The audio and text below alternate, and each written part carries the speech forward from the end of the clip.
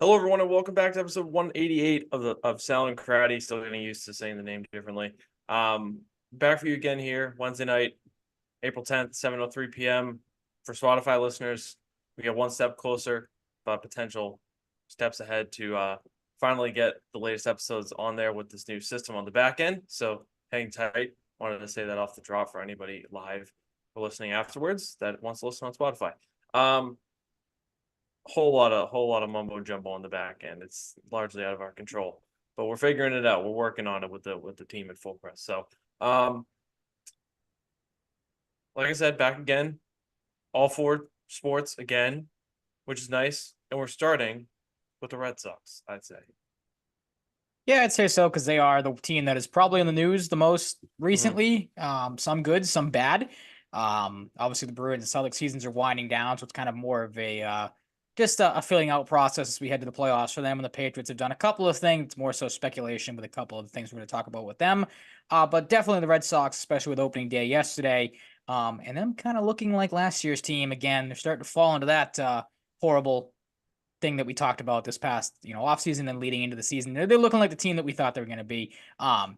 I don't know if you want to start with the bad, start with the good. Where are you at on the Red Sox heading into tonight? We're going to get to see Jackson Holliday's Major League debut, I would have to think, for the Orioles. So that'll be pretty cool to watch. Of course, son of Matt Holliday. Hopefully the Red Sox can pick up a win after a pretty disappointing opening day, to say the least. Yeah, I think the first game of the series wasn't a great omen for what's to come, especially when you have the probably energy boost in the locker room from adding a top prospect. That doesn't help. I don't know. Like, I don't want to say they've come back down to earth because it's so early to say that, but they might get a little reality check here, especially with injuries starting to pile up, and uh, a not great home opener that Mm-hmm. can kind of mess with your head a little bit, mess with Jared Duran. I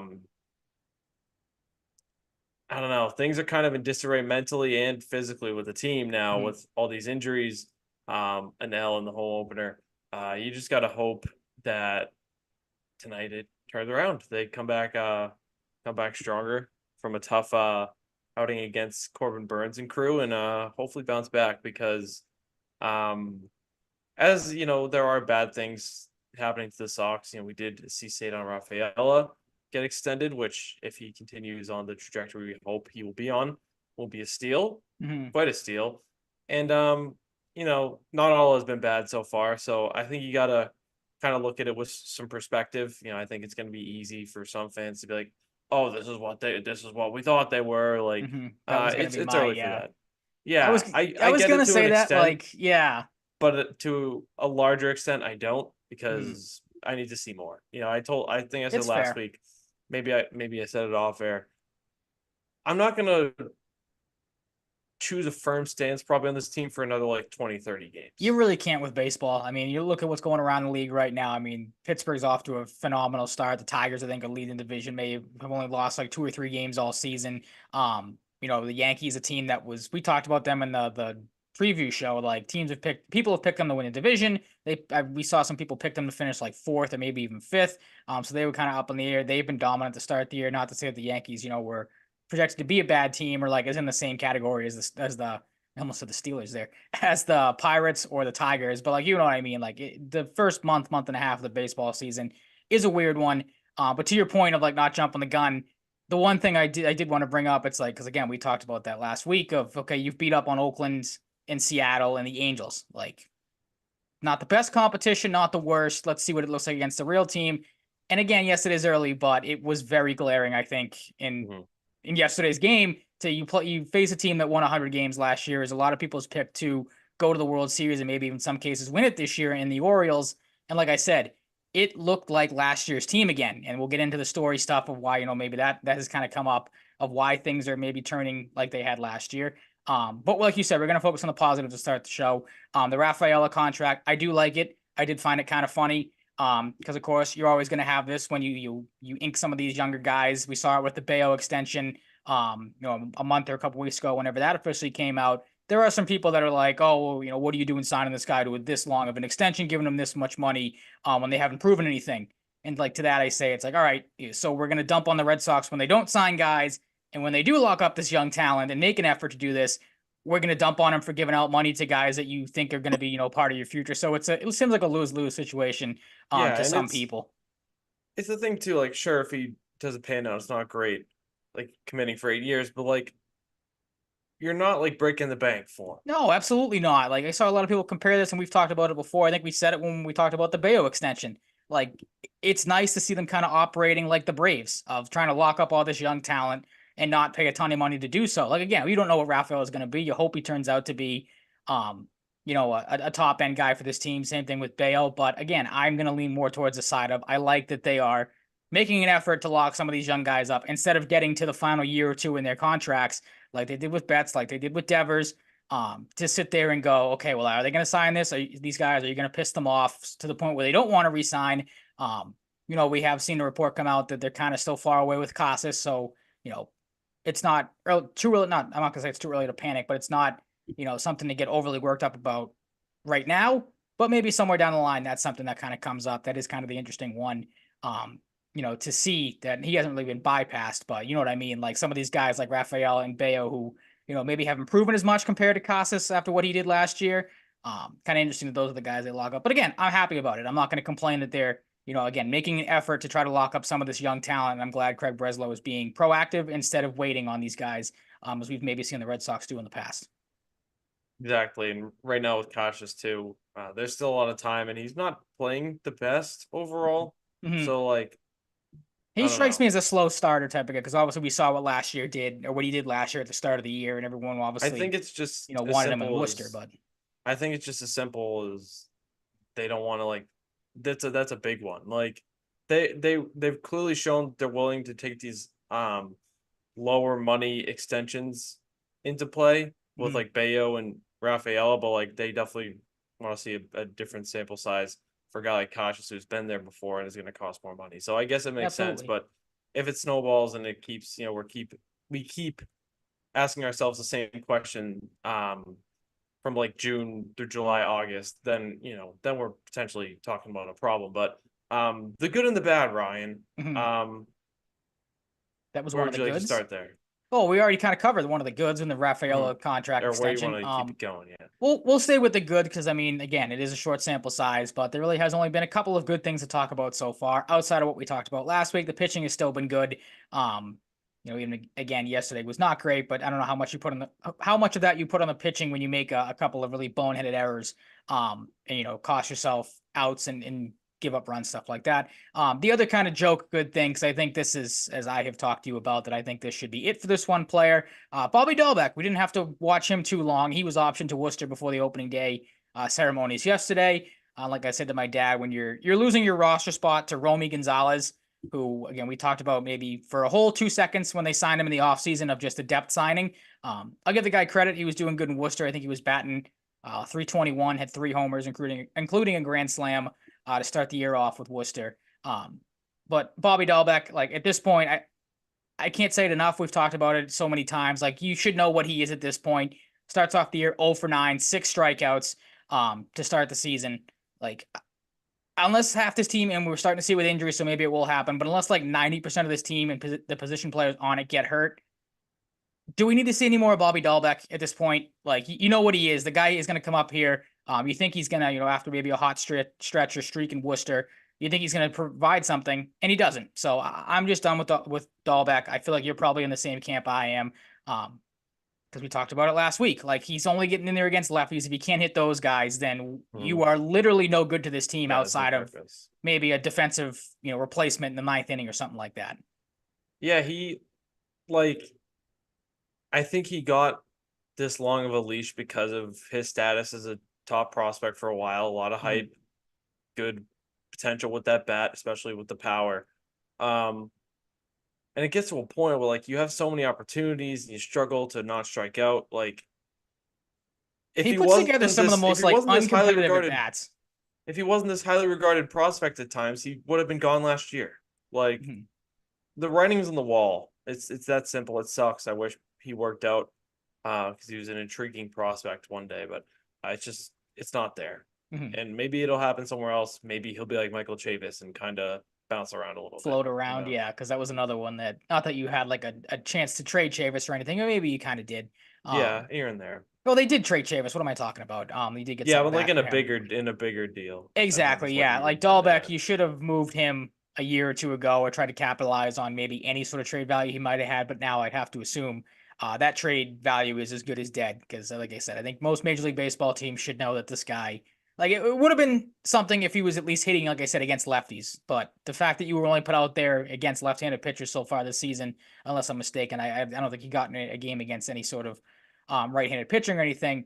But couldn't even put up productive at bats against those guys. I know he had the one at the start of the year where, like I said, the guy on Twitter came at me because he had a 9 pitch at bat and still ended up striking out.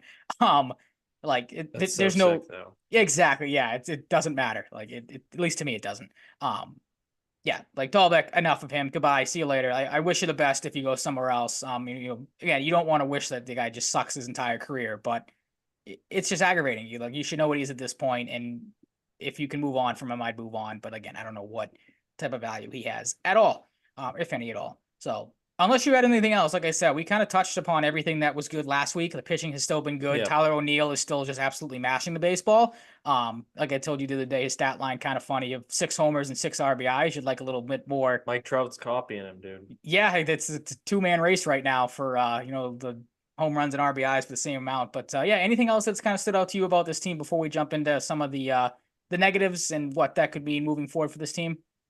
No, nothing crazy outside of it. Outside of that. Okay. But yeah. Um, well, I lost my train of thought there for a second. I I was was gonna gonna ask what say, you do you thought have of another? the opening ceremony with the Wakefields Yeah, before we we could get touch into on the that. bad. I thought it was really good. The whole just honoring the 2014 was obviously really cool to see. I was a little surprised. Like, I don't know unless I missed something, but like didn't see Pedro there, which was kind of surprising. I think he Um, had like TV stuff to do, and I oh, did he? saw on his Okay. Instagram he was with like Manny and like Orlando Cabrera, I think, Yeah, after they the had game. Cabrera and I saw Millar were getting interviewed on MLB Network earlier in the day, so I knew they were. I didn't know, like I said, that I didn't really see Manny Pedro at all. also So not retired, he said, so yeah, that's a if little anybody wants to interesting. sign him. Yeah, he's still barking up that tree. He'll never retire officially. Probably not. No. The guy's just a fucking psychopath. But yeah, I thought it Um, was really, really nice, really cool to see obviously everybody part of that '04 team. For the guys that ended up mhm. going, the Wakefield stuff was awesome. To tie in Lucchino because we really didn't even talk about that either when that news came out. I don't think last week that Larry Lucchino had passed away. Mhm. So that was a nice little tribute. They tied the both of them together, pretty nicely. The stuff with Wakefield's daughter, obviously throwing out the first pitch, was really cool to see. Everyone kind of that came into the I booth don't know talking how about she held it together like she did. It's beats pretty me. nuts to Like that's watch. yeah, was absolutely Saw was, even was players insane. and people around them. Dave O'Brien, I think, was crying too. Like, Yeah, Merloni, I think, said once he saw everyone come out with Wakefield's daughter and son, that's when he kind of like couldn't keep it yeah, together it's anymore. awful. So obviously Yeah. a really, really touching and really obviously emotional moment. Hmm. For when we talked about it when it happened, losing both Tim Wakefield and Stacy Wakefield. Not to you're not Hmm. focus on her either because she was obviously in a lot of those clips as well. Um, was a nice obviously I don't want to say treat. That's the completely wrong word. Nice like moment, I guess, Hmm. for lack of a better term. Yeah, absolutely. I Mhm. agree. Anything else? Do we want to shift to the bad here with the team, Yeah, or like did I we said, kind of there are cover most of it? some glaring things. What are your thoughts? Because not that he's getting dragged or anything, but I mean there are some people that have started the comparisons for Trevor Story. Um, and I don't like it. It might be warranted. It might not be. Like I've seen some people kind of refer to Trevor Story as the new Chris Sale. Like he is the hitter version of Chris Sale. Like he's a guy I feel, but like I don't know why I feel worse for Trevor Story than I did at the end for Chris Sale. Like maybe it's just that was the kind of I feel overtime way thing worse. about Way Story than worse you for do. Story. Yeah, I okay. I mean, I'm sure you saw the video of him kind of basically in tears in the locker room last night after we kind of found out that from Craig Breslow from Alex Cora, in case people missed it, that Story season is basically over. He's got a fractured glenoid in his left shoulder. Don't even know what that is or where that is in your left shoulder because we're not doctors here. You know what's bad when it's something you've never heard of. Exactly. It's one of those things where it's like, what even is that? I mean, you knew obviously it was bad when it happens. Him kind of just rolling in pain on the ground. Devers obviously do right away. But yeah, the Story news sucks because it was a guy that obviously you were leaning on heavily this season, just not for his bat, but his defense alone. And we had seen that his defense had been elite so far this year. Even in that Angels game, he got hurt, made a fantastic play going up the middle, robbed I can't remember who the batter was, but robbed somebody of a base hit. And then I think it was the very next inning he hurts himself. So Story, I chalk it up to a case of bad luck. Like he wasn't a guy obviously that was going out there and like looking to get hurt. Not saying that Chris Sale was, but like we obviously know Chris Sale hurt himself falling off a bike. Like Story's injuries have been baseball related. So like I'm not gonna dump on him for that. Yes, in hindsight, the contract does look bad when you factor in the fact that this is the guy you spent all that money on to replace Xander Bogaerts and kind of pushed him out the door. So I get in that sense maybe why some people are a little upset with Story getting hurt again.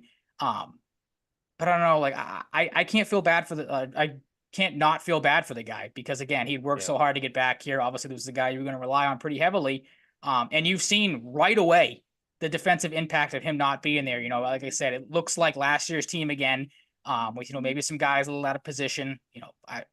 Valdez is a nice player, but he's not a starting second baseman. An everyday second baseman. I have to rely on David Hamilton, who had a nice season debut. But he's iffy at short. Pablo Reyes, who I like, is not a big league shortstop, an everyday shortstop. So now not only do you have to have a platoon at second base, you have to have a platoon at shortstop, which is not great. So that's why that injury stinks too. And then obviously people have talked about it. Story being a leader in the clubhouse and guys kind of rallying around him. Now that aspect is most likely gone as well.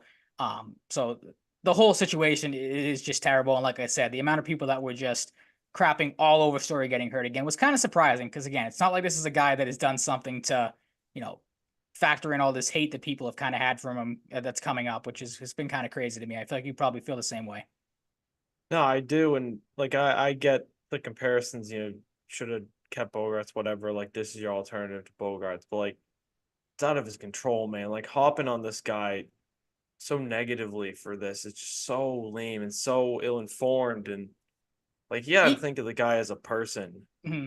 Even the Like, people that you wanted saw to him after knock the him game for too. It's crazy. yeah, like even the Like people that wanted to knock him for the play, like I obviously people immediately afterwards was like, "What are you doing? You're not going to be able to get Mike Trout on that play. What are you diving for?" Like, and he said it himself. I think they said it on the broadcast as well.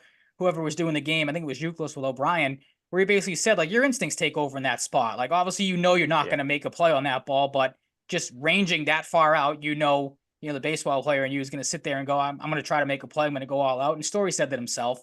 So that's another thing too that I'm not going to get on him for. Like, yeah, you probably weren't going to get Trout in that situation, but on the baseball field, you're always going 100 miles a minute. It's like so. Again, I'm not going to crap on him for that either. And the people that were doing that, just have clearly never played baseball and never played a sport. Like you can apply that to any sport. Like you're not going to not go 100% in whatever you're doing. So that was kind of bogus to me too that he was getting flack for that. Yeah, and this is a guy that came here to because they're the Red Sox. Like this is a still at this point with how they've been lately. Like there are still players that want to play for the Red Sox. They want to play at Fenway. He's played 145 games in his Red Sox career, and it's his third year. How can you not feel bad from the guy? He's had two severe injuries. If he had played more and he had struggled like he did at times that first year where he hit like under 240, fine. But like it's just the human aspect of just like the luck this guy is the good luck this guy has just not had. Yeah, How you can be so not been nasty there at to him. all. Like, yeah, dude, like just take a fucking chill pill. Like the guy's a human being. Like it sucks for him. Like it sucks for the team. Like shit like this happens, unfortunately. Like just you don't need a take on everything. No. People on the internet think they need to take a big stance on everything. Sometimes you can just shut the fuck up. I'm so sick of people that like will harp on someone in a situation like this. It sucks. It sucks. It's so shitty. Yeah, I mean, the thing that stinks about it too, and I think they talked about this. I think maybe it was Dave O'Brien, one of the spring training games I watched, where he basically was like, "This is the first year for Story where he has had a full year to get ready." Like, if people remember back that first spring training he had with the Red Sox, I think was it like, I mean, he obviously signed late to begin with, but wasn't it something like he had like a birth of his kid or something was like a day or two before opening day, so he wasn't ready to start Something the like year. that, I think. Yeah, got off to a slow start because he had obviously a lesser spring training and then had to miss some time for that. I'm not going to knock him for that because I think the people that will argue that you should be playing in a sport over being there for the birth of your kid, Also, I think you're an that idiot. argument is fucking stupid too. Yeah, If you exactly. want to leave to go be with your kid, like I get it if it's like a big playoff game or something, whatever. Shut up. The Like, only it's leg you not have your to stand life. on, yeah, is if it's like It's not game your 7 of life. something, Super Bowl, that type of thing. But like if it's Come again on. Like, start of the baseball season, just give me a break. what are we Um, talking about here? It's a child being welcomed into the guy's life. Like, yeah, how would you?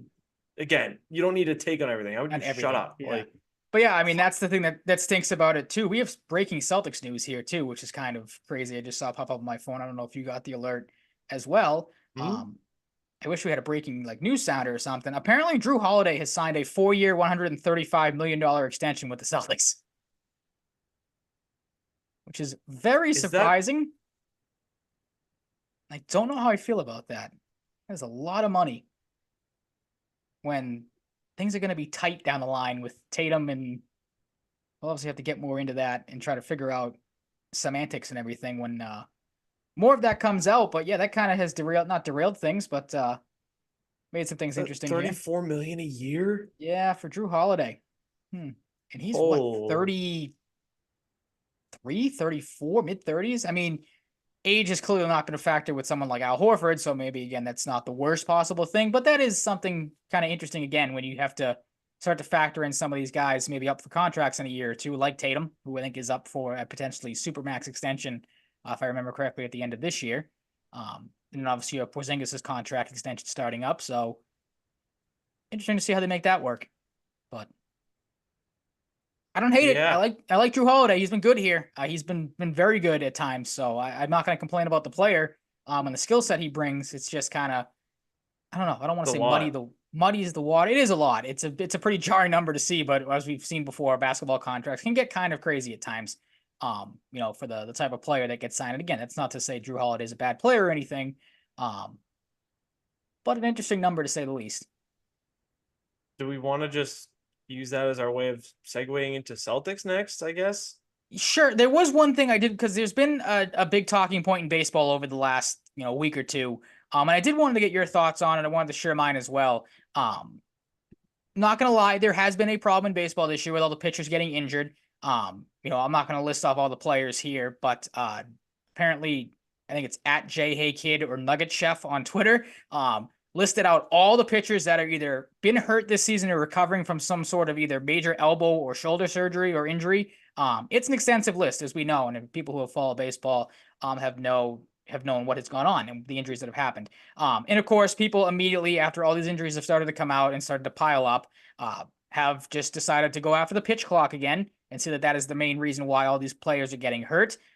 To which I say that I'm pretty sure, Mike, that injuries happened before the pitch clock was a thing. I'm pretty sure there was a pretty important pitcher or player that has a name that goes with an injury, and that is why that injury is named after that player. Pretty sure Tommy John, he was or that injury has kind of been around before the pitch clock, if I'm not mistaken. But that again, just another thing that, like you said, people don't always have to have a take on everything. I feel like that kind of fits into this as well, because I think it's absolutely stupid that people are just wanting to blame the pitch clock for these injuries.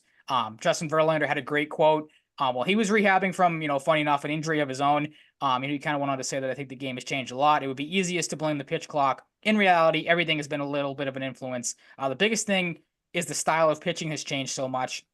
Everyone is throwing as hard as they possibly can and spinning the ball as hard as they possibly can. It's a double-edged sword. I don't have all the answers.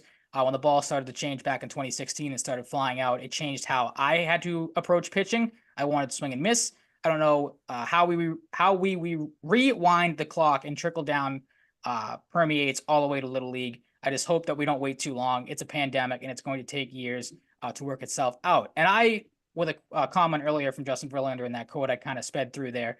I agree with him 100%. I put more on the fact that everyone wants to throw 100 plus miles per hour and wants to have their spin rate through the roof.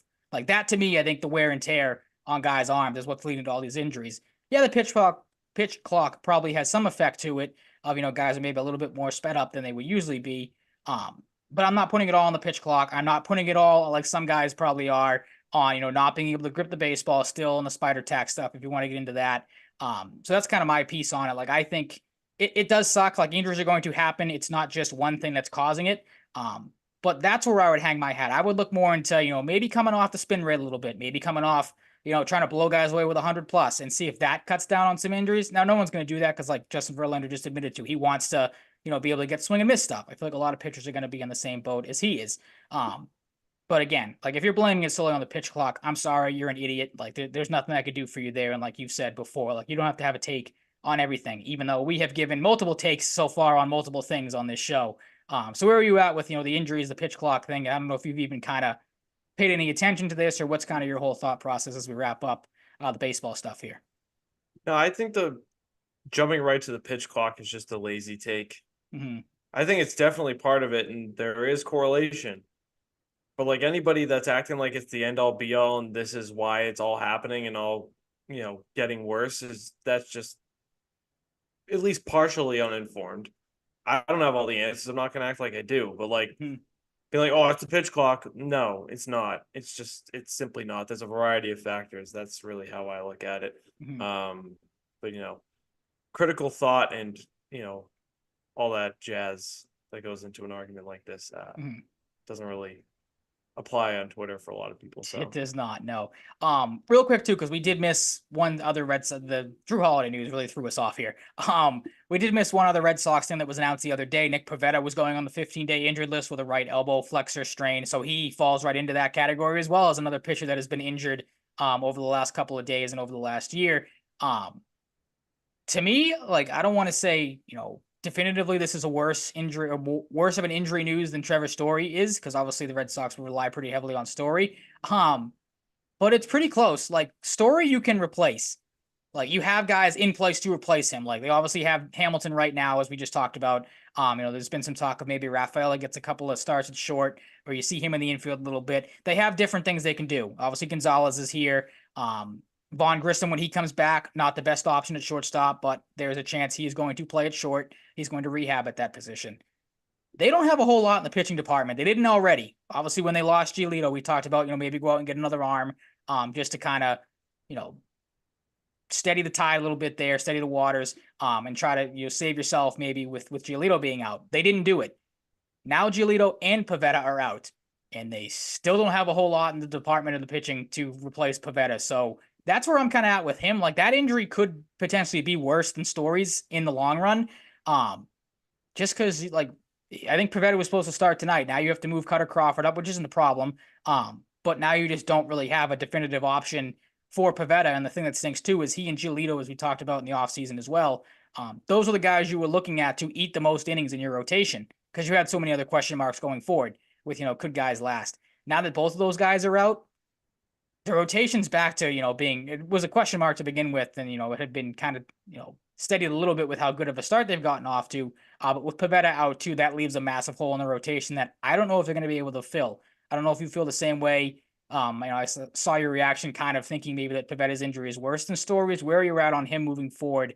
And again, I'm sure you're just as mad as I am that they don't really have anybody to replace him because, again, they didn't really do a whole lot in the offseason to really improve that pitching department all that much.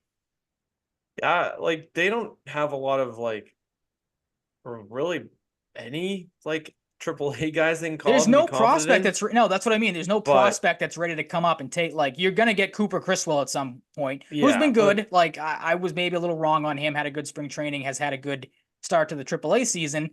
But again, like, not a guy you should be relying on in yeah, your I rotation don't if care you're about Cooper Criswell. yeah, Like that's what I I mean. don't Like, if you're a care. big market Like team like the Red Sox, like, I want to see the guys on the roster get better. And that leads me into my point. I'm a little worried with it being with the elbow. mhm. We'll see what happens. This leads for potential for more opportunity or a bigger opportunity for Hauk, who's earned it. Yep, absolutely. Cutter Crawford can be good. Winch can move to the starting I rotation was going to say, you wonder temporarily. if he gets a little bit of a boost. Did pitch multiple innings last night, so maybe they were kind of grooming him to, Yeah, it's like not ramp the that end of up the a little world, I bit. guess. But you Mhm. just gotta hope it doesn't linger. Like it'd be a little different if Tanner Houck didn't start the way he started. Then I'd be a Yeah, little worried. absolutely. That's But a good point. Yep. it does come back to like you didn't if you signed another good pitcher at the MLB or two, Just signed, yeah, MLB a level, half that would have been decent pitcher. nice. Yeah. If you drafted and developed pitching better, that would have helped. It just kind of highlights some inadequacies in the organization. So Oh, for sure. um, I don't know. You just gotta hope this is temporary because you're gonna be relying a lot on a guy like Tanner Houck and a guy like Cutter Crawford if this snowballs into something more serious because the elbow is a very sensitive area for pitchers. So Absolutely. um, it stinks. It's just you can't have things nice all the time, even when No, you're for a team with some uncertainty like the Red Sox. Good start, and then this, yeah, that's what I all mean. It kind of this. it took the air out of the balloon. Like obviously you knew Story was gonna. I mean, you didn't know his season was over because there was kind of some, um, they weren't really giving you anything yesterday, and then obviously the game ends and it comes out that his season's over. But going into yesterday, you like you said, you're excited for opening day. You're excited to see the 0-4 team. You're gearing up for the Wakefield stuff. Um, and then the two bombshells are dropped on you that Pavetta's going like Pavetta. The injury came out of nowhere because I mean he's been good so far to start the year. The numbers were a little down in his last start, so maybe there was some signs there. Um, but that was a huge kick in the gut. You obviously knew about the Story stuff, so it kind of dampered what should have been a good day yesterday, and then obviously what happened on the field, with things just spiraling out of control. Like like I said, you're not to an overly aggressive degree, but you are kind of sitting back and being me more so than you, as we talked about at the start of the Red Sox segment, kind of being like, all right, like here we go again with this. You're looking like last year's team, which is not great because, like you just said, you got off to such a good start. You'd like to continue it, but man, the chips just keeps getting stacked against you now with how these kind of things have gone the last, you know, 48, 72 hours, stuff like that. Yeah, it's not great. Nope. But let's hope they can inspire some hope and some energy tonight against the Orioles in Game 2 of Mhm. the series. Um, let's get into basketball. Let's switch up the outline. We were gonna not go with basketball next, but Drew Holiday getting a $135 million contract commands the Kind of audience throws here. things, yeah. And that's okay. Yeah, I mean, I was I just trying. don't Go ahead. know if 135 million is technically considered an overpay. I'd have to, do some research. I think I was just shocked because if you were to have asked me what I would expect him to get in a 4-year term, I would have said closer to like 120, 125, which isn't that crazy of a difference from Mm. 135 in the NBA scope of things. That's why I was Yeah. just like thrown off, like, that's a big number. Like, is this Mhm. too big of a number? I don't know. I don't have all the facts in front of me. Um, but it was shocking to see that number. Partially, I guess I just didn't expect an extension for him at this time. Mhm. I don't know when I expected it. I expected, with how well things have gone, they'd negotiate some more years on his deal, keep him around.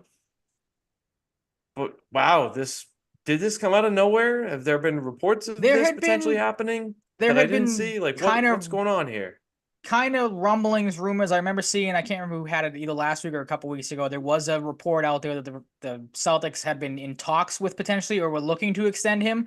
That was something that was maybe thought about. Um, I can't remember what the number was though. It was somewhere between, obviously we know it's 4 now, but I think it was like 2 to 4 years. I was just looking it up because I was trying to remember what Porzingis got for an extension when he signed. Um, and I thought this is what they were maybe going to do with Holiday, like a 2-year, $60 million extension, or like maybe three, something like that. Um, Not to say that 4 is a long time, but like again, I think you summed it up perfectly. Like the number is jarring when you see it. Because again, not that Drew Holiday is a bad player or anything, but just like when you see that number with that player, you're like, Yeah. wow, that's a pretty decent contract for. Again, Also, like he's not bad, but he's you like can your fourth balance option. money, you can backload it, you can front load it. True.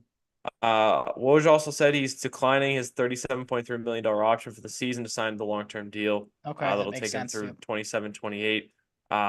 The extension saves the Celtics several million on the cap next year and Oh, there aids you in go. So keeping together a that's talented and expensive core. I don't know if that's just as simple as like it saves the money, from the difference in how much he'd make next year with the option versus with this new deal, yeah. or if it, has to do with like the allocation of money year by year. Mhm. We don't have those details yet. He also said Holiday will become the fourth player to sign a fully guaranteed deal worth more than 100 mil at age 33 or older. The list that includes LeBron James, Steph Curry, and his teammate Al Horford. Pretty good company I to be in. knew. Okay, so that I was wondering because when I looked at the age where you were talking, I checked his age real quick. Were you talking the Red Sox just Mhm. to see because you mentioned his age? Al Horford did come to mind. I was like, could this be a similar type thing? Do they see him as a guy that can hold up like Al as he gets, he'll be 37 towards the end, 38 ish. Maybe that's it. I Mhm. mean, at the same time, Drew Holiday's given me no signs of like showing his age. Slowing So down, like yeah. if he had some concerns, I'd be like, okay, maybe I don't love this 135. But like I said, I was just jarred. Like I didn't expect a 4 by 135 coming for him before the end of the season. I just didn't. Yeah, Um, especially like you said, kind of out of now that nowhere. Like, now that it's settling in, I'm like, okay, okay. mhm. Again, I don't know how it stacks up with other contracts and whether this is technically an overpay or not. But it's fine to me now. Like Yeah, I don't hate it keeping at the all. core guy Like, good. around, I guess. Like I can't really also get super bummed out about it until I see how it affects the finances in the future. Like Yeah, in exactly. present day, seeing what happens, like that shit Mhm. hasn't happened yet. So I'm cool with it. I was definitely shocked to see that number, but Yeah, for sure. I'm cool with it. I'm cool with it. I am too. Like he's been everything you could want for and more this season. There really hasn't been any sort of hiccups or anything. Did obviously miss a couple of games here and there with that shoulder. I think it was a shoulder injury that he suffered back a month ago, whatever it was. But he's been, like I said, everything you could ask for. Has been a great veteran presence, and you hope that can continue. And you think it will into the playoffs. I don't have any sort of doubt that he'll taper off or anything. I did see too. I can't remember who had it. It might have been Woj. Might have been one of the guys that writes for the Celtics, but I think there was a report that last year that extension is an option or is a player option. So There you um, go. that'll obviously come into play later on down Makes the a ton of line. sense. I didn't even know. So thank you for putting out there that he did have an option coming up this year. Did not know that. So that is, I mean, obviously makes sense. He'll Yeah, decline like that. yeah, for 24, 25. Yeah. Yeah. Yep. So yeah, I'm like, it kind of stinks when you have breaking news because you really can't formulate your thoughts more so than you would having a couple of days to sit on Yeah. it. Kind of throws things off a little bit. But Also, yeah, it I just think makes the trade look better. Unless it really, absolutely. Yeah. his performance these next 4 years really doesn't age very well. But right now, it definitely makes the trade look better. Yeah. I mean, So he's one of the guys too. Like it's kind of the same case with Horford. Like obviously you have Porzingis, so it's not like you're relying on Horford a whole lot. Like with Holiday, like you have Derek White, who's been excellent this year, having a career year. Peyton Pritchard, a guy we haven't talked a whole lot about this year. Because like we said before, we just haven't talked a whole lot of Celtics. Because again, I don't see the point in coming on here every show and being like they're awesome, they're unstoppable. Like that gets boring time after yeah, time. Like you'd like different things to talk about. But Peyton Pritchard's been excellent. Like he has again, we joked about it when it happened, like the fact that he was able to outlast guys like Marcus Smart, all the big point guards on this team that they've had over mhm. the last couple of years, especially after what Pritchard had been vocal about wanting to trade stuff like that. When I Um, didn't like him, yeah, I've come exactly. back When we around. both wanted him out, being like, dude, good Um, riddance. Like you're not worth the amount of you're talking. But he's been great, putting together a career year as well. And has been a guy they're probably going to have to lean on, not heavily because obviously you lean on heavily hmm, your stars heavily in the playoffs. But he's definitely a guy I feel more confident about this year going into yeah, the postseason than in years prior. I think Pritchard's just played with more confidence and pace Absolutely. too. Yep. It's been noticeable. Mhm. Next up, Derek White. Just to talk about, or just No, like, for contract. oh yeah, well that's the thing too. Like that was the interesting thing. It's like you have to. I don't know if he's up this year or next year, or what it might be, but he's another guy that could use a contract extension. I And mean, if Pritchard's already locked up, so that's well, good. yeah, exactly. You got Super him good to cheap. go. Yeah, for sure. I mean, that's going to look like a steal in a year or two as he continues to grow his game. But like, if I was going to say, if that was if we got the notification that that was the contract Eric White was signing or the extension he was getting, that would have made all the sense in the world. And again, like I don't want to make it seem like we're dunking on Drew Holiday here, but like you said before, it's just surprising to see that number kind of come out pretty much out of nowhere. Because again, the rumblings of the extension talk had kind of died down a little bit over the last couple of days, but it I'm glad again, kind of like the Red Sox being proactive here. Celtics are, making moves that they have to and keeping guys that have clearly fit and worked out well here. And I'm happy to have Drew Holiday here for the next, 4 years or however much longer he wants to continue to play. Yeah, and it's kind of maybe not classic Brad Stevens, but it like fits the mold of Brad Stevens. Be like, I hey, mean, this it, just it came out of really is nowhere. classic I was Brad just a Stevens. working Like, on this in the shadows, so yeah, I don't just know if they want to have an let you guys Executive of know. the Year award in the NBA. I feel like they have to. But if whether that's classified as him or Wick Grossbeck, like the Celtics, somebody in the Celtics front office should be winning some sort of major award this year with the roster they have Also, put together. there's been tons of rumors about Brad Stevens going back to college. Obviously, money talks. Why? Why Yeah, would it? Why would he that. leave But this? yeah, Why would he leave this? I Why? can't imagine Why? like you get maybe you would get more money as a college coach than a Like what if like what if Kentucky wanted him to replace Calipari? I you have bet he'd to. consider it, but it'd have to He be would, huge but you'd money. have Like, to. why Yeah, would you you'd have to leave blow this? me away with money for This is sure. also a role that I think is so suited for him. Does he really want to go back to coaching with how well this has gone? It's not even how well it's gone. Hmm. It's what he has Yeah, for sure. here. Like, I mean, he's got the the owner, whatever you want to call, I can't even remember like the technical term, because it's not owners anymore. The whatever he is, like the chief basketball staff, whatever we want to call him. The Pobo, the president of basketball ops. Yeah, I don't know why I couldn't figure that's as basic as it gets. I don't know why I couldn't figure that out. But yeah, I mean, he's got every one of those as dreams. Like you've got the superstar player, you've got a great supporting cast around him, as we just talked about. With White, Pritchard. Porzingis has obviously been a star. He really has not done any wrong since taking over in that role. Every move he has made, like you said, has maybe come out of nowhere at times, but they have all worked out. It seems like there really hasn't been a bad move.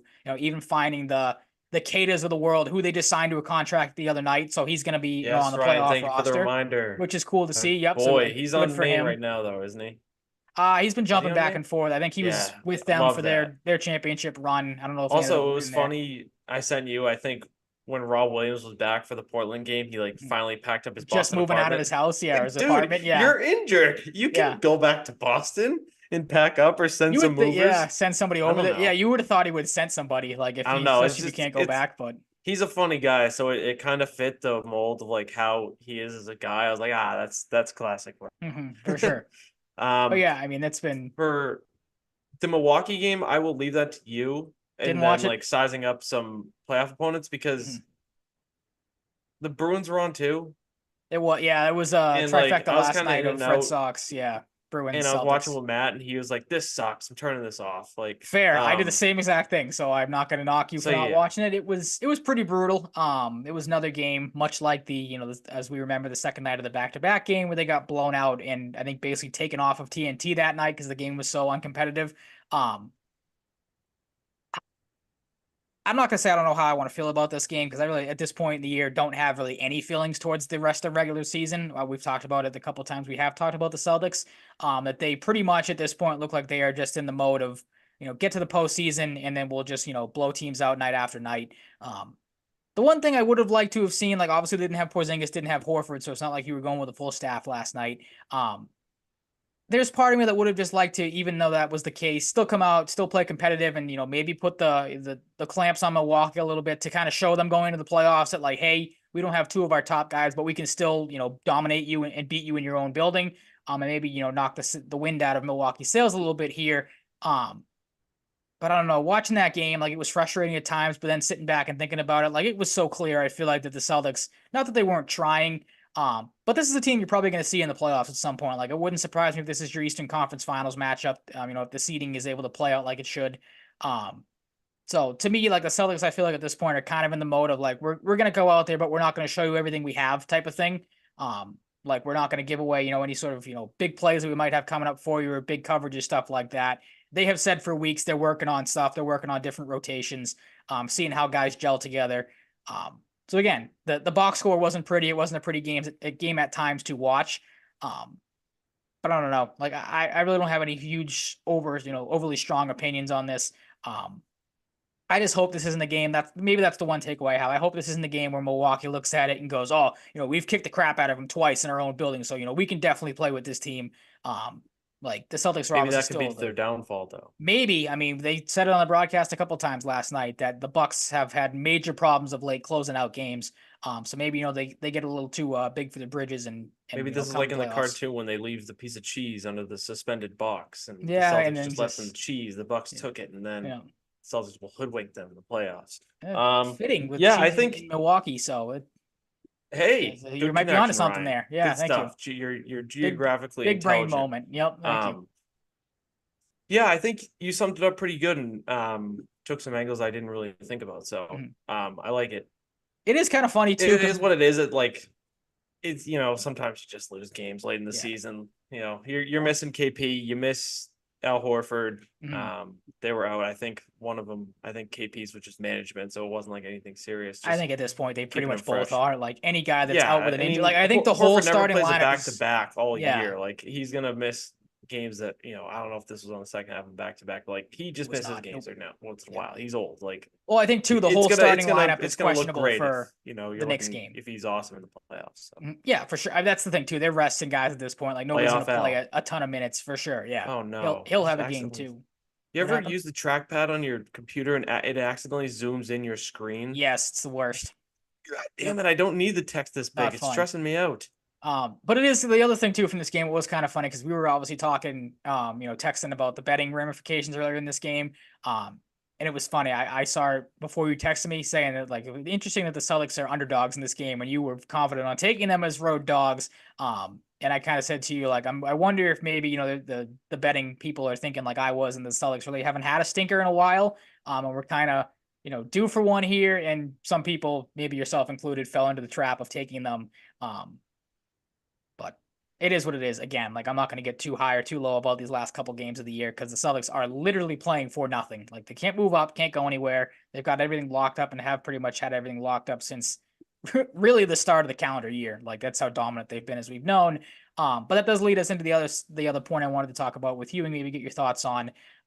Because the playoffs could look different depending on how things go. Obviously, we are in kind of wait and see with the in-season tournament, or not in-season tournament, the play-in tournament rather. And the Celtics have a decent amount of options they could end up facing, including Philadelphia, Miami, Chicago, Atlanta, and maybe Indiana, depending on how the final seeding goes. Just to recap, the Celtics so far this year against those teams, they are 3-1 against Philadelphia, 3-0 against the Heat, 3-0 against Chicago, 2-2 against Atlanta, and 3-2 against the Pacers. Of course, one of those games was the in-season tournament game that they played and lost in. So where are you at? What is the most likely matchup you think the Celtics are going to end up with? Who do you want to see the Celtics play? Who do you want them to avoid in the first round? If you have any strong opinions on any of that. I've been trying to fix this Zoom thing. I can't fix it. Indiana, let's start there. They've given the Celtics a couple decent games, but the Celtics also dropped 155 points to them once this year. I was there. They don't have Atlanta, Halliburton in that game, remember? So that is something yeah, to keep in mind. that's also true. Yep. He got hurt like very early. He did, yep. Atlanta, I'd rather just like not because of what has happened lately. You told me like yeah, I don't want to play Atlanta. Like, was it you who told me like they're kind of better off playing them with Trae Young? yes, yep. We saw What that. was your reasoning for that again? I forget. I mean, they're a better defensive team. I think the ball it's in DeJounte Murray's hands more. We've obviously seen this season and in the playoffs last year what he means to that team and what he can do against the Celtics. I think the ball moves better. If he's leading the point, then Trae Young is obviously a very good player. We saw, at times him single-handedly try to beat the Celtics in the playoffs last year and almost did so in a couple of, games, or did so in one game at least. And, in a couple others as well. I don't know, like Atlanta's the team we just talked about with Milwaukee, of like giving them the thought that, oh, we can beat this team. Like the Celtics obviously did that twice at the end of the year with two just utter collapses, or one utter collapse, and just one game down the stretch, that those two games in Atlanta, late, that I just hope didn't give the Hawks any sort of momentum. Like we can beat this team. So as crazy as it might sound, could be to their downfall. True, yeah, it's true. You are leaning more towards that, which is good. But I don't know. Like I just don't. I mean, crazy as it might sound, I just don't want to see the Hawks in round one. Like I think the Celtics could beat them, obviously, but that's a team that you don't want the Celtics to slip up against, go into a 6-game series when they don't have to, maybe come out of that a little banged up than you maybe should, because you're playing more games than you should be. I'd rather just not have the thought of those games loom if things get a little hairy Yeah, in the first absolutely. 2 games. Yep. Otherwise, Bulls sweep. Yeah, Lock. the Bulls. Yeah. Bulls sweep. Miami, 5 games. Really? I think they. I don't know. I don't completely buy it with Miami. I could see it getting 6. I don't think it gets more than that. Mm-hmm. But I'm thinking that's 6, more likely 5. I'm kind of on the opposite side. I don't think the Celtics would have a tremendously tough time putting them away.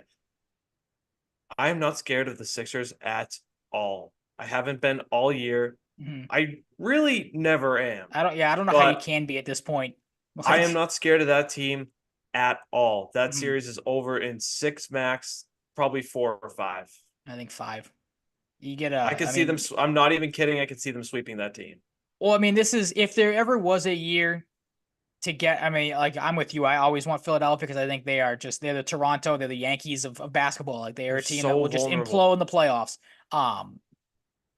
This would be the year, if you were to get Philadelphia, that you would want them. If there forever was a reason why you didn't want to play Philadelphia. I mean, Embiid has obviously dealt with an injury all season, has not looked good since coming back. He's put up stats, but there's been a couple people that have said just kind of watching him, he looks sluggish out there.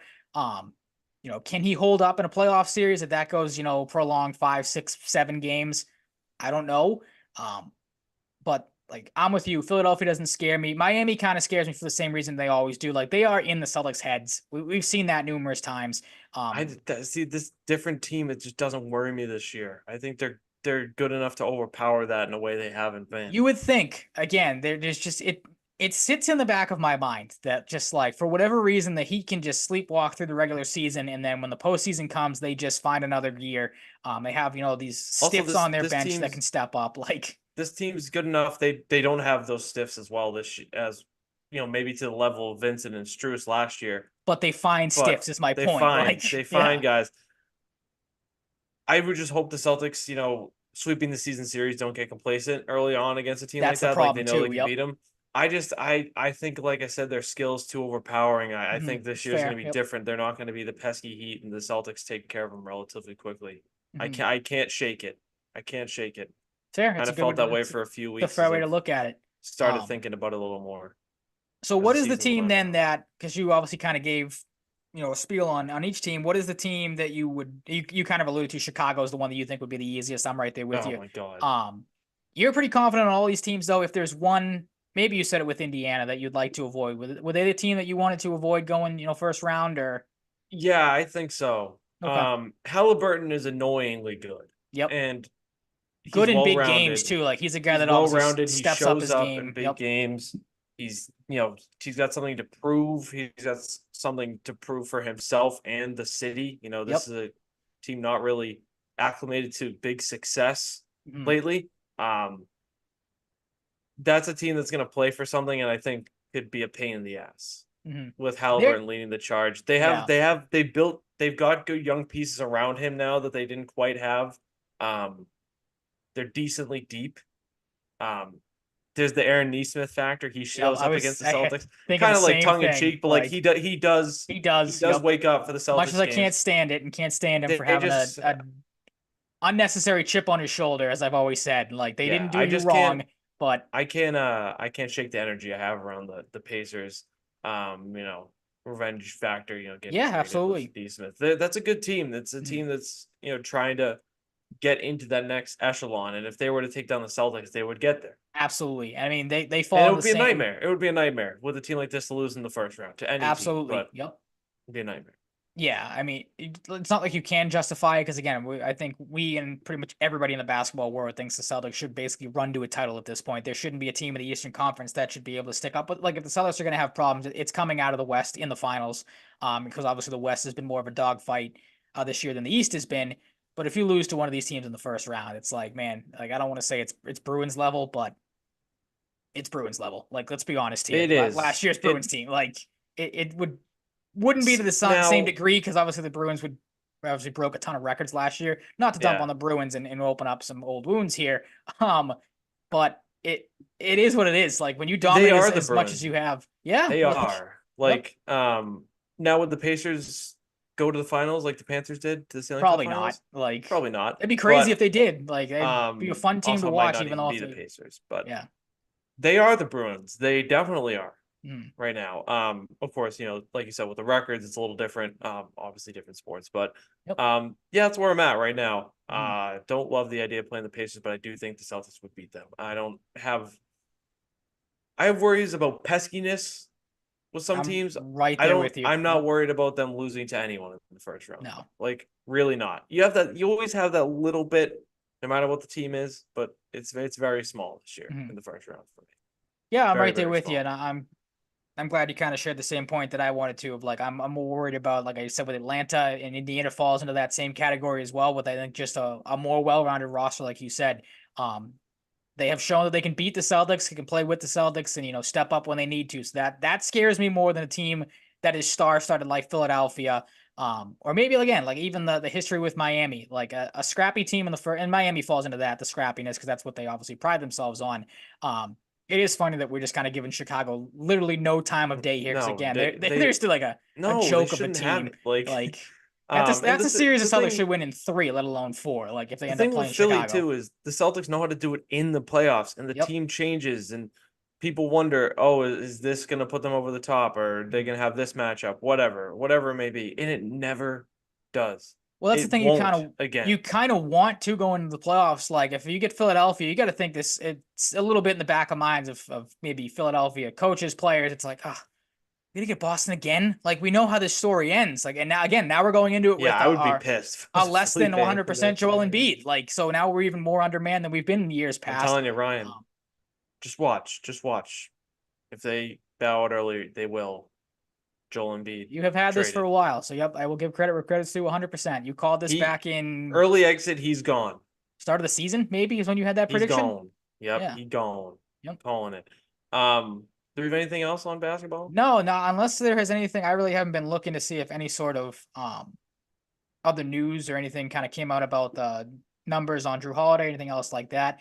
There was a breaking Red Sox tidbit that we joked about it earlier in the show. But Tyler O'Neill is no longer part of the same homers and RBIs club. He did have an RBI single tonight, so he Oh, now damn has, I it. think, what 6 homers and probably 7 RBIs now. So little less than serious breaking news compared to the Drew Holiday stuff. But I thought that was No, worth it's noting very serious. I because think we got to end the we show. did talk about it. So We did. thought I'd bring that up. Yeah, sure. Sucks, Yep, sorry to end of ruin an that era. for yeah. Let's look at the graphic. It'll be like whatever day in March. What did they opening day was that in March? For like all of baseball. Yeah, for the Yeah. Sox. Yep. It was like then March to 28th. April 10th.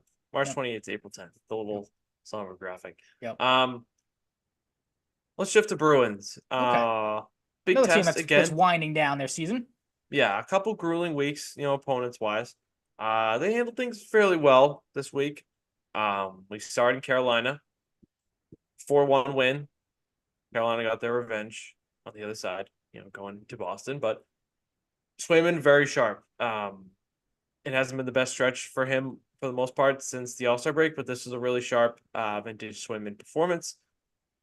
I don't remember like a ton of like crazy high danger saves or anything, but he was just solid, locked in, making important saves when he needed to. And the one that went in was very fluky. They were only outshot by one. Marchand finally, after last scoring on March 9th, scores on a breakaway. Great pass, splits the D from two Hurricanes. Revenge game. You split for the Hurricanes for Morgan Geeky. And that's 400. Pretty cool. It was funny to see them not like storm the ice like they did for Bergeron for that last big milestone because I think they were on the road for that too in Tampa, but I don't know. I get why they didn't do it, but it was just something that I noticed. The Pastrnak goal was pretty funny. They just like decided to do the no defending Pastrnak strategy, and he just walked in and snuck one under the Mind shoulder. blowing strategy. That's Yeah, probably gonna end well. yeah, pretty weird. We keep seeing the chemistry with Heinen, Zakapasa, a little give and go. Heinen, Pasta and back to Heinen. He scores another one. Pretty goofy goal for Gensel to end the shutout. I was surprised this goal wasn't called back. Because we watched the replay, like Stefan Nason definitely interferes with Swayman and moving around in the crease. And Swayman's like kind of like on his side in the crease. It's like kind of like moving like this for like 5 seconds and eventually gets put over him. I think that's grounds for goaltender interference, but that's okay. Didn't matter. It is what it is. Just ruins the shutout, kind of stinks, and I think there was a case for it. And Lindholm throws a Hail Mary empty netter, and it's over. So that's it. You win in Carolina, good team. Shut them down pretty good. Played pretty solid. Florida, you win 3-2 in overtime on the 6th. Omar, another sharp performance. 28 saves on 30 shots. Again, outshot by one. Weird that happens back to back games. Bruins dominated on the dot, and that helps in a game that goes to overtime. They were just about 60% on the dot at 59.7. Pretty impressive. They swept the season series against the Panthers, which I wouldn't have even thought was about to happen. Definitely I did not. not know they were 3-0 against the Panthers. I didn't really think about that going into it. They outscored them 13-8 in the season series, not too shabby. Another stupid bounce. I don't remember what game it was, but a few weeks ago we had that weird bounce off like one of the columns in the boards, one of the stanchions, and it went out front for a free goal. It was against the Blues. It was Kapanen that scored a few weeks ago. Something similar happens again. Matthew Tkachuk scores on a grade A chance. That stinks. Kind of felt like a bad omen, but it wasn't. The Bruins ended up winning the game. Heinen feeds McAvoy, who evens it up. He's been scoring a lot lately. Up to 12 after the Carolina game, scored in back-to-back games. I do not want to rate Microsoft Word right now. Thanks, computer. Are you sure? I'm sure. Okay. Awesome display of patience and precision from Marchand here on the Coyle goal. Kind of waits to see his options, got some space, finds Coyle, taps it in. Big goal. Didn't last as the game winner as it could have, but Barkov finds a rebound on the 4-on-4 late. Or actually, I don't think it was that late. Ties the game up, eventually goes to overtime, and Jesper Boquist takes over, continuing to have an impressive season, makes a play on the defensive blue line on the boards, takes it, uses that speed, goes short side, easily could have gone top right, goes short side for a little challenge factor there, and buries it on Bobrovsky. Bobrovsky played great, so did Olmark. It was anyone's game, but 1 for 8 on the power play combined in this for both teams. Good. Bruins power play is a real problem, but you have said it was a problem in 2011. Mm-hmm. Even all these years Just later, gotta- it's fun to call back to. Just got to stay cold at the right time. You really do. Yep. And after a long stretch of like games every other night for the Bruins, they're getting some rest lately. They had a few days in between this, one game on the 6th, one game on the 9th. They don't play again until Saturday, so they're getting some time off. Good. The yin and the yang against Carolina. You come home, you lose 4-1 after winning on the road 4-1. Not a great game last night. Really not. Pretty uninspiring. Nothing like I hated tremendously, but just pretty flat. Swayman, 22 saves and 26 shots. They outshoot him 26-23. The giveaways stuck out to me. They had 18 giveaways as opposed to 5 for the Canes. Bad. That's a lot of giveaways. Yeah, and it's we're pretty over bad. 3 on the power play. Pretty uneventful first period, just 8 shots combined. Jeremy Swayman said he wished he would have never been the victim of a Michigan, but he was. Mm-hmm. Svechnikov does it for the 3rd time.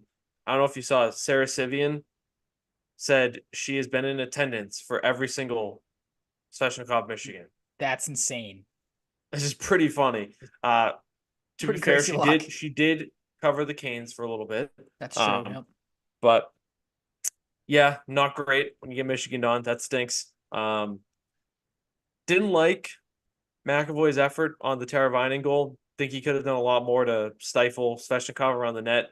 He gets the puck, gets it to Teravainen. He scores. Didn't love that from McAvoy. A rare Miscue for blemish him. from him Yeah. in his game.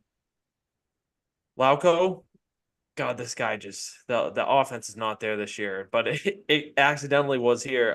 He gets a shot attempt deflected towards McAvoy. McAvoy scores and screams right in Kochekhov's face pretty much. I don't know if they were talking shit about each other during the game. Maybe it stems back to, past matchups against the Hurricanes, but McAvoy wanted to let Kochetkov know, and he did.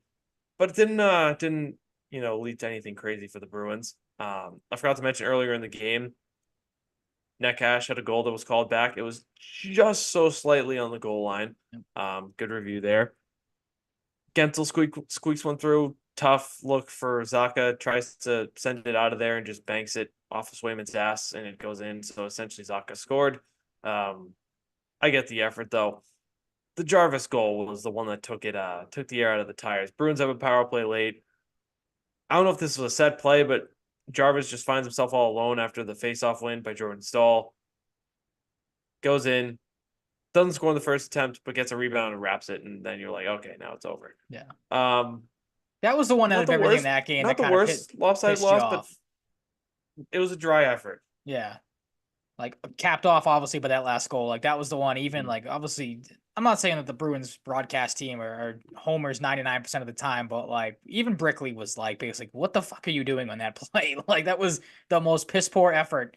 He didn't obviously say that because you can't say that on the broadcast, but like you know what I mean. Like he was like I feel like dumbfounded of how bad of an effort that was on just that play alone. So that was kind of crazy to see him kind of call them out like that as he did. Oh, he'll do that every once in a while. I love it. But yeah, not a great way to go into some off time here. They got a few days off here. It's been really tough to watch James Van Riemsdyk lately. He's been bad even before the illness he had that, according to Ty Anderson, like he lost a lot of weight from, and it's not easy to put back on playing weight Mhm. as much as he lost. I don't have all the details Can't imagine during doing the that in the season. season. Yeah. So that just doesn't help. He is in a real funk, a real funk. He had some chances around the net too against Carolina. He just looks a little slower, but he was around the net. And it was nice to see a couple chances here and there. But they have a real decision to make with him because I'm sure they'd love to have him in the lineup in the playoffs because he can score. He can score around the net. He's a power play asset when he is scoring. He's good with those little turnaround moves. Puck protection around the net, can score cheap goals. But it's I don't know. The case is looking more and more bleak. Maybe he starts game one on the ninth floor and then they go from there. I don't know what they're gonna do with him. He's an interesting guy to follow. Um, how do you feel about JV? Are you kind of in the same boat or Yeah. like? I mean, I'm I right. will say this: please do not put Pat Maroon on the third line in the No, you're playoffs. not a fan of that. No, give me Johnny Beecher on the third line. Yeah. I Give mean, him the shot. I, at this I want point, Patrick Maroon on the fourth line yeah, I was just gonna and say at only this the point, fourth line. Maroon is the prototypical fourth line guy. Like, not to say he's Only a the goon or fourth line. anything like that, but like he is the best spot as the fourth line for him. He has never Like, been a great skater, no, and he is coming off a back surgery at like 36 years just old. gonna say you're gonna trust a guy with a back injury on your Yes. third line. Like, not the smartest idea. I feel Let's like. put him on the fourth line. Like, and Mhm. especially like a guy with some speed on the wing can really help maybe invigorate Frederick, who hasn't had the best stretches of hockey lately. Mhm. And if Geeky goes there, I like a Beecher Frederick Geeky third line. And DeBrusque, hopefully you reignite him with Coyle and Marchand. Heinen Zaka Pasternak has to be set in stone right now. Yeah, that's Um, as set as that, it could that possibly line be. is money. The JVR Um, thing, really quick though, like that, yeah, just the situation as a whole sucks because like if something like this happened earlier in the year, I'm right there with you. I have to assume it's damn near impossible to get back up. You wait during the season, but would think it'd be a little bit easier if this was something that happened at the start of the year. The fact that it happens with what they have how many games left? 4 or 5, if that. Like, I don't know if their season ends right around when the Celtics ends. 'Cause I know the Celtics only have 3. But you get the point I'm trying to make here. Like the fact that this happens at the end of the season with the playoffs right around the corner, like he is now and it stinks, but he's now a huge question mark going forward, like you said. So that obviously stinks for a guy that's had some really surprisingly good, not to say that he's terrible, but like we obviously didn't think he'd be as productive as he's been with them and has played as big as a role as he has this year for the Bruins. So at least I didn't.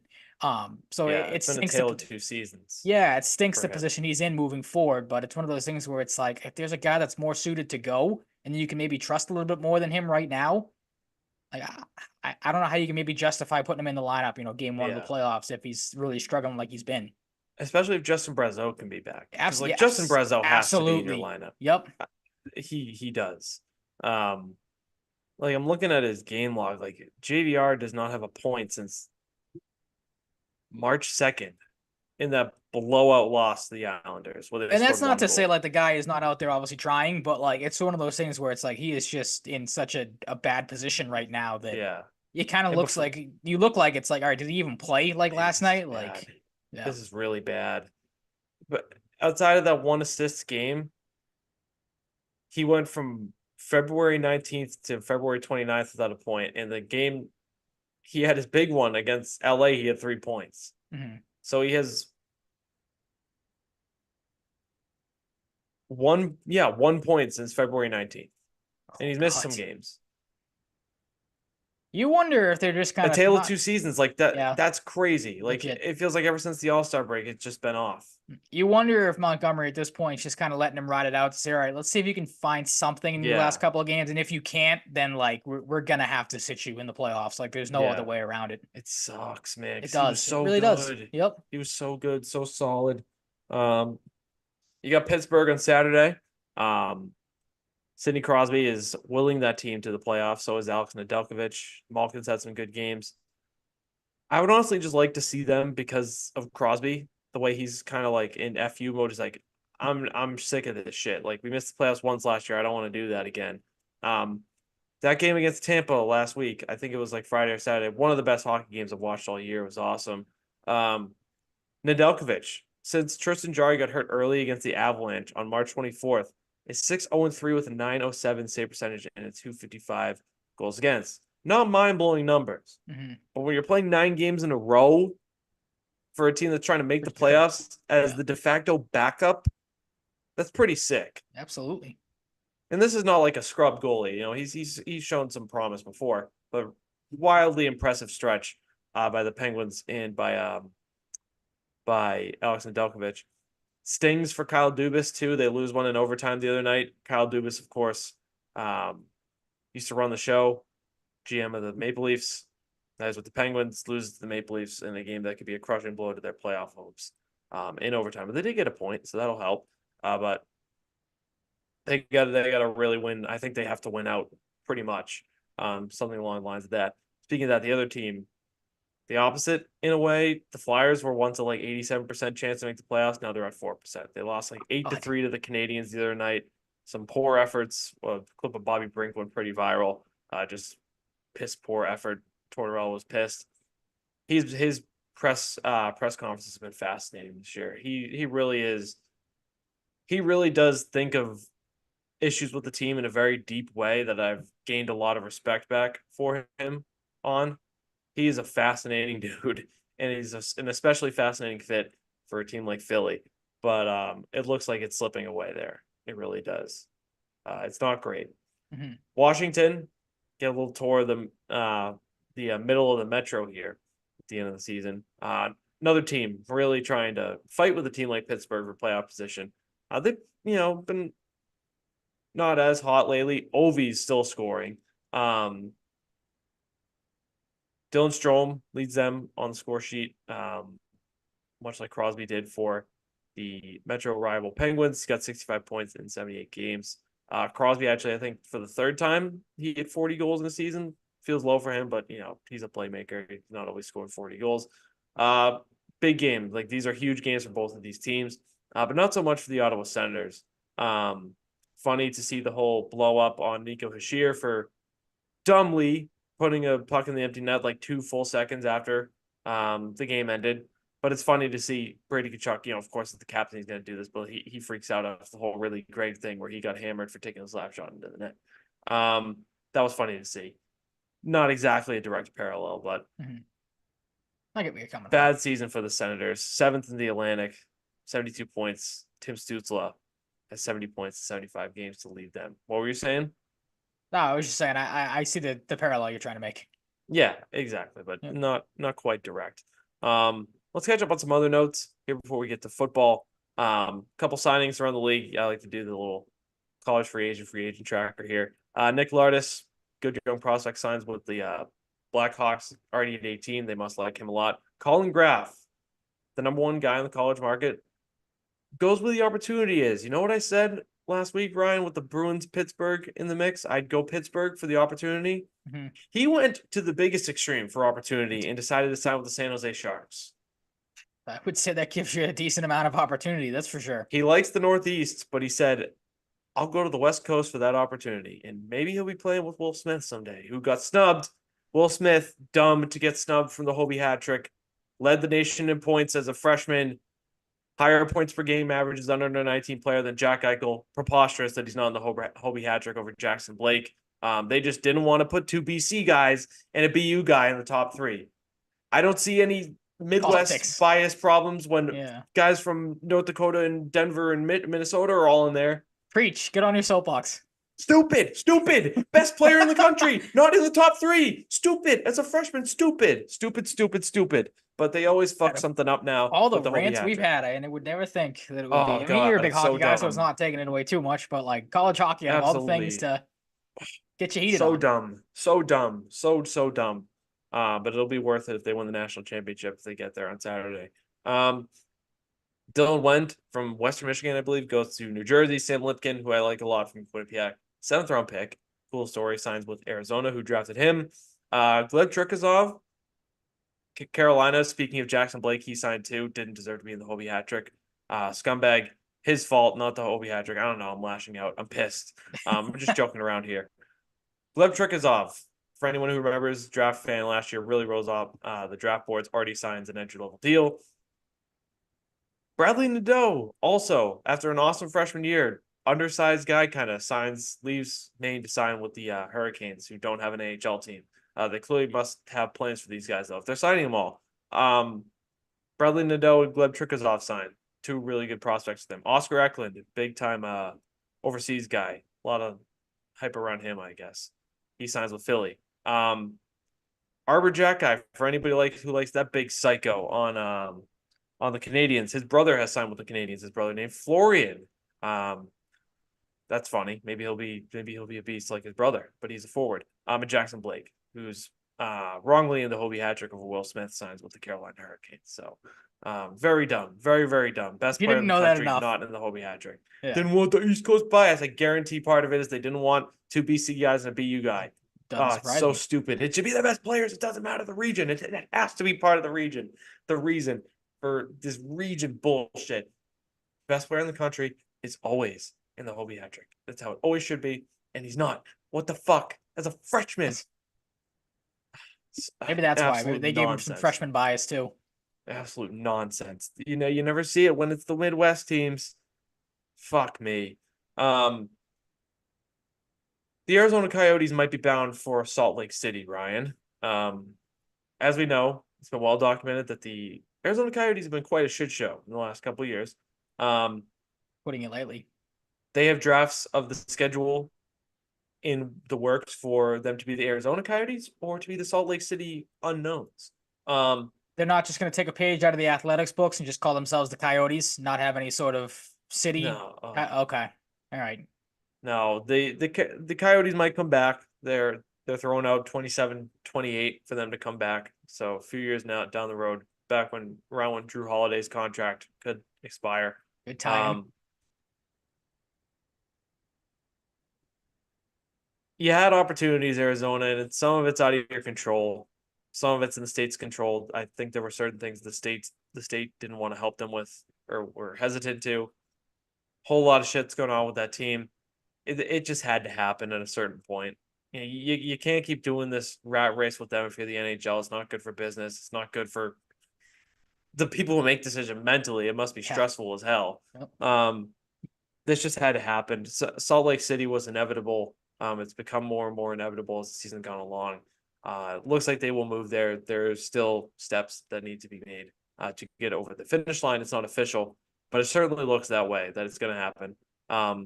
I did have a screenshot I wanted to take a couple notes from that I forgot to put in the line. Just why do you do this to me? Where is the thing? All right. So this is from Elliot Friedman. He said the NHL is working as the broker handling negotiations with Coyotes owner Alex Murillo and prospective Utah steward Ryan Smith from the Jazz. Initially, the hope was to let the June 27th land auction pan out, but two concerns emerged. First, about what would happen if Murillo lost the auction, and second, possibility of 3 more seasons at Mullet Arena. There wasn't much enthusiasm to play at a college rink for 3 more years. Understandable. I can see that, yeah. Multiple sources indicated real scenarios being Murillo being paid $1 billion for the team. I think he paid $300 million. I saw, so that's a pretty big return on investment. So yeah. And Smith from Utah paying $1.2 billion to purchase the team.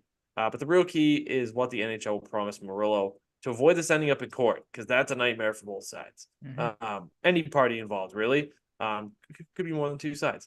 Those same sources indicate that he could be offered a 5-year exclusive window to bring back the Coyotes as an expansion franchise, although there would be certain language stating that would need to be what would need to be accomplished for him to return.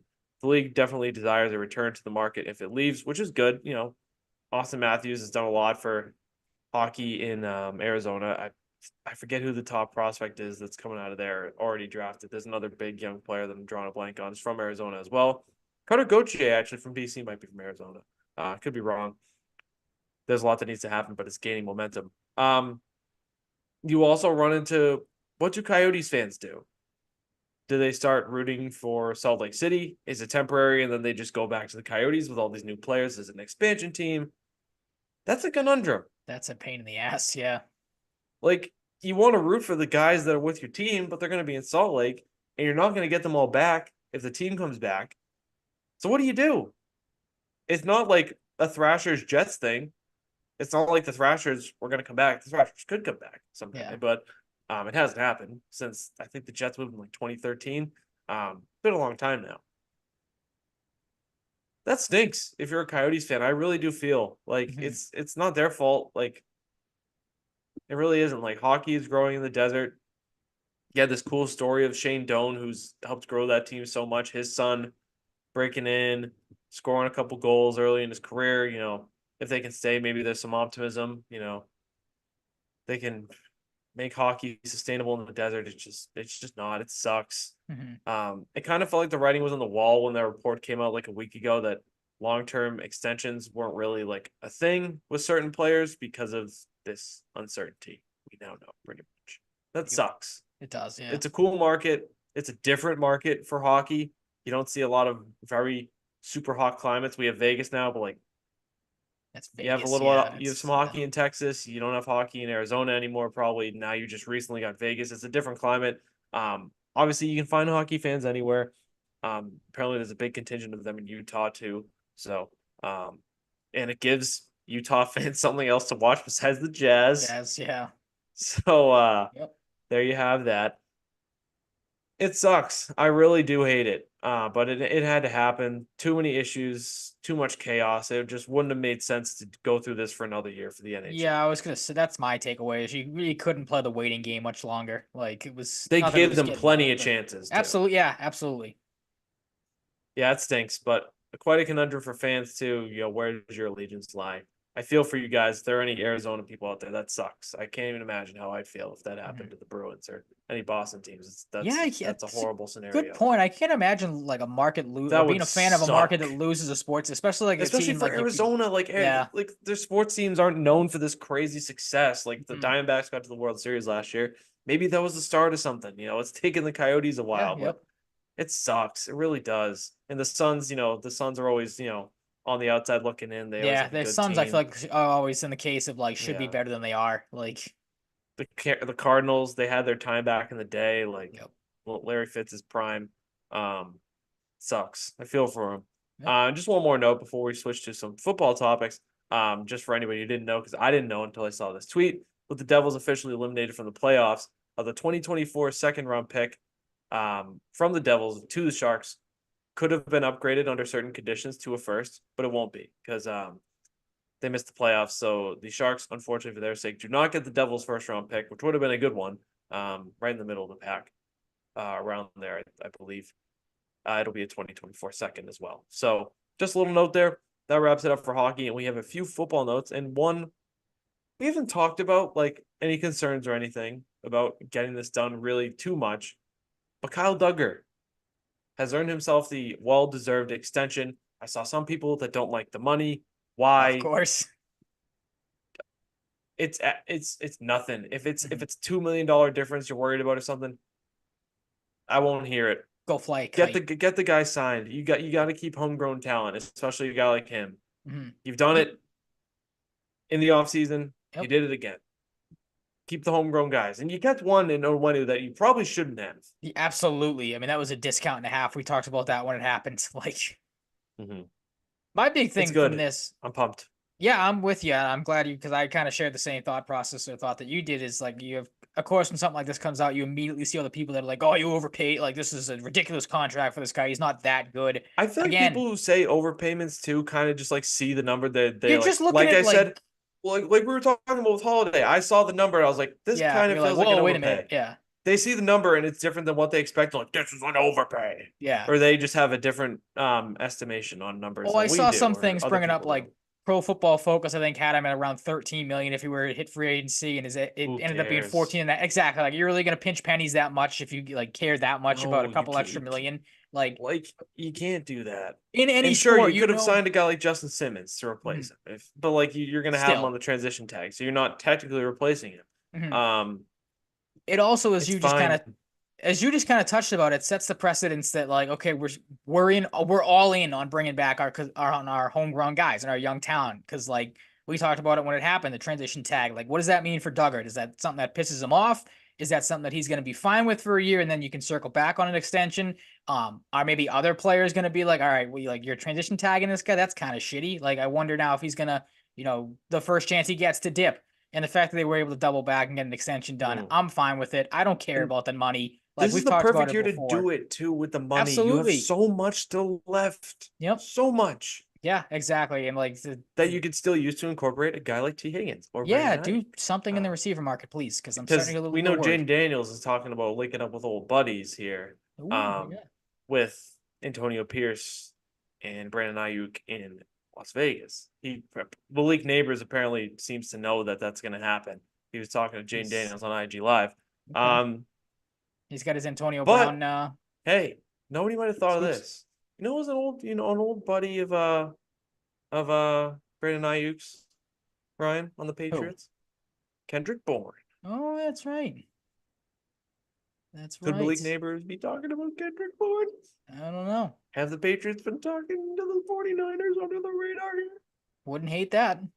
See, you can hear the giddiness in my Yeah, voice because absolutely. it incepts the thought in the mind a Didn't know little. your voice went that high.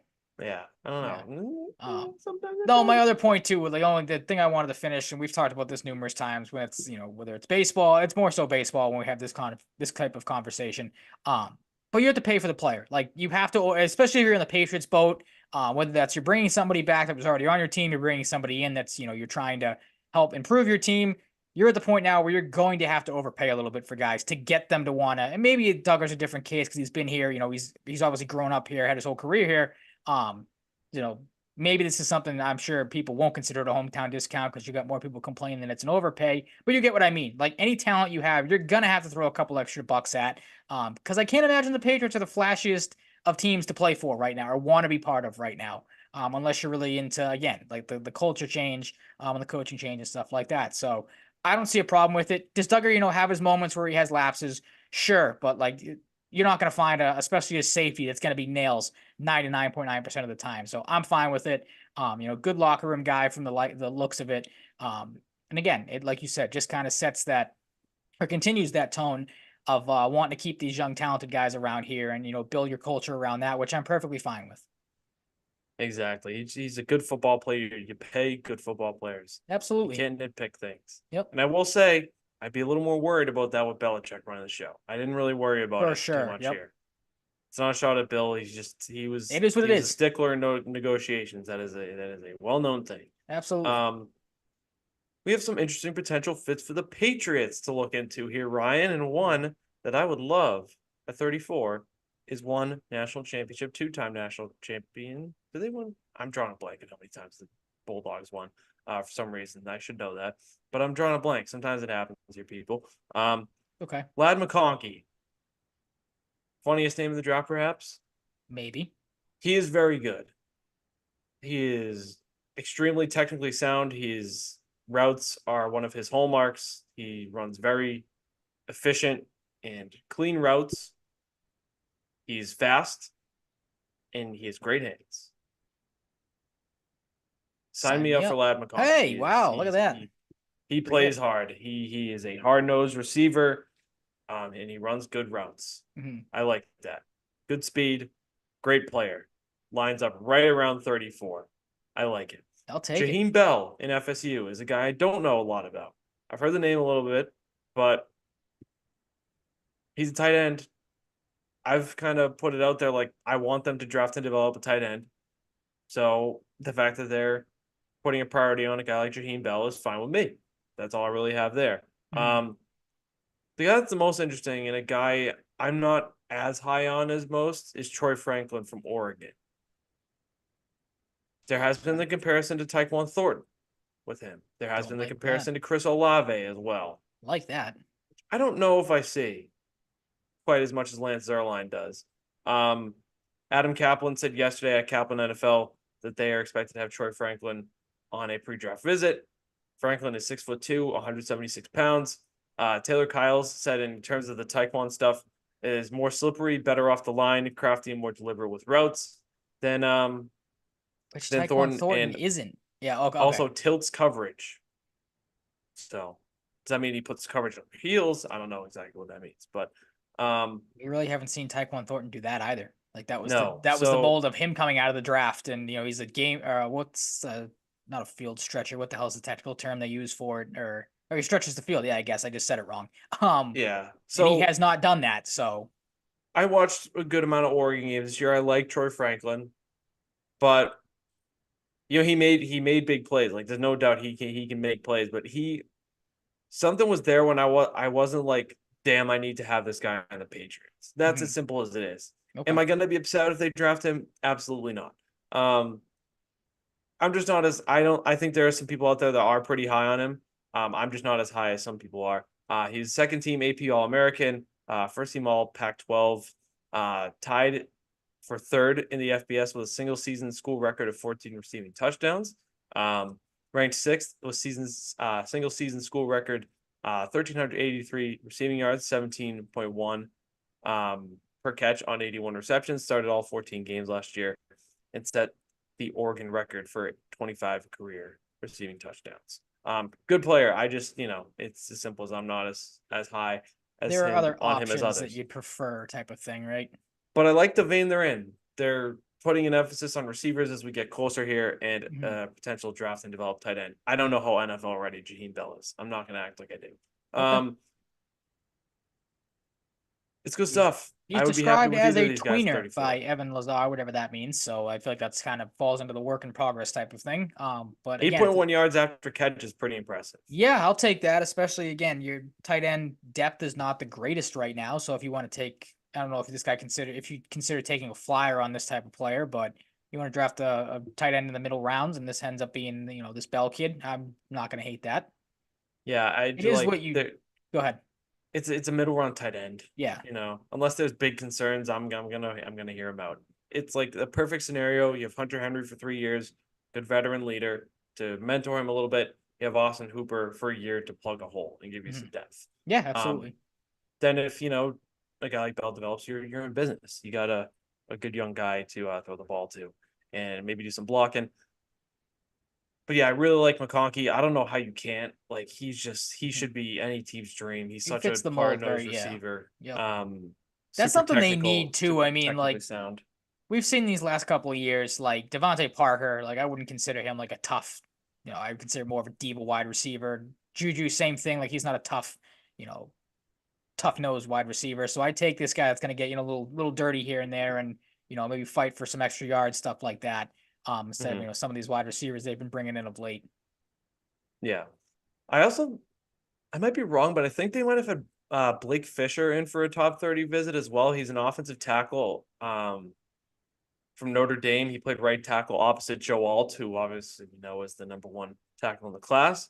Don't know a ton about Blake Fisher, but that's just another name to monitor. I don't think they would take him at 34. I haven't seen Blake Fisher really in many second rounds. He seems like a third, maybe early fourth guy. But that's just another name to monitor. It's always funny to see the top 30 visit for guys who are projected in the mid rounds, but Yeah.